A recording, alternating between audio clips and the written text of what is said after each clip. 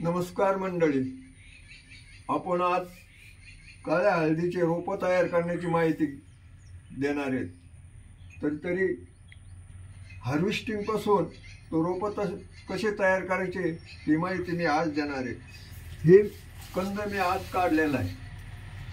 अशा पद्धतीचे काळे हळद असतील। हे कंद आहेत, हे उपयोगाचे नाहीत, हे हळदीचे कंद वर आहे, ते दुरुस्त करून साफ करून या पद्धतीने घ्यावं लागतं। नंतर याचं बेन अशा पद्धतीने तयार केलं जातं।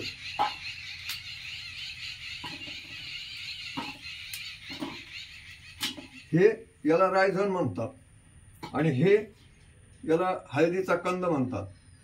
आपल्याला आता त्याचं बेन तयार करायचं आहे, रोप तयार करायचं। त्यासाठी आपण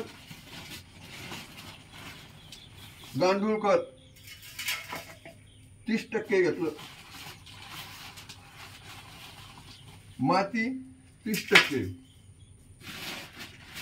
कोकोपीट 40%, अशा पद्धतीने माती तयार करून घ्यायची।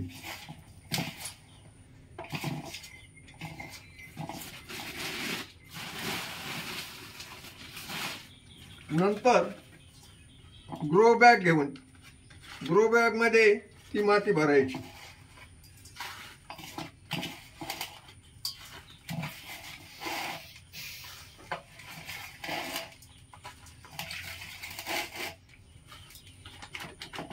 अशी ग्रो बॅग भरल्याच्या नंतर आपल्याला जर रायझन लावायचा असेल तर तो असा वरच्या पद्धतीने लावून द्यायचा।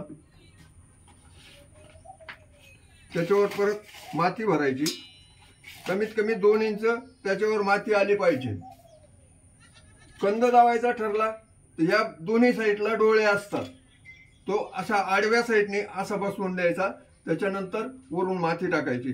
कंदाच्या वर सुद्धा 2 इंचाची माती आली पाहिजे। अशा पद्धतीने आपण रोप घरी तयार करू शकता। तसंच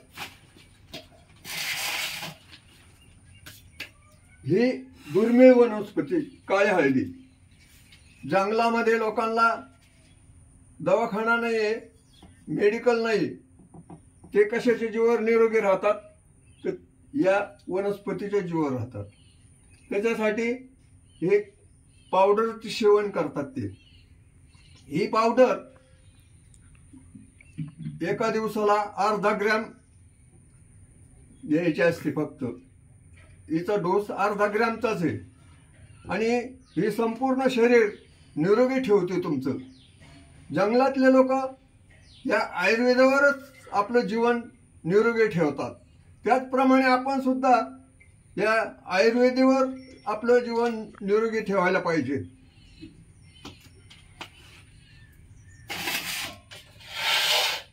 ही दुसरी हळद, ही काळी हळद आहे।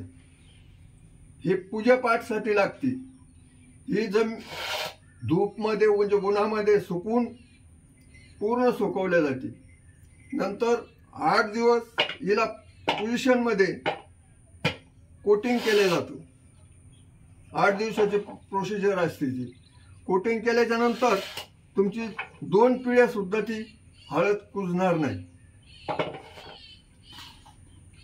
आज माझ्याकडे हे कंद रायझन संपूर्ण शिल्लक आहे।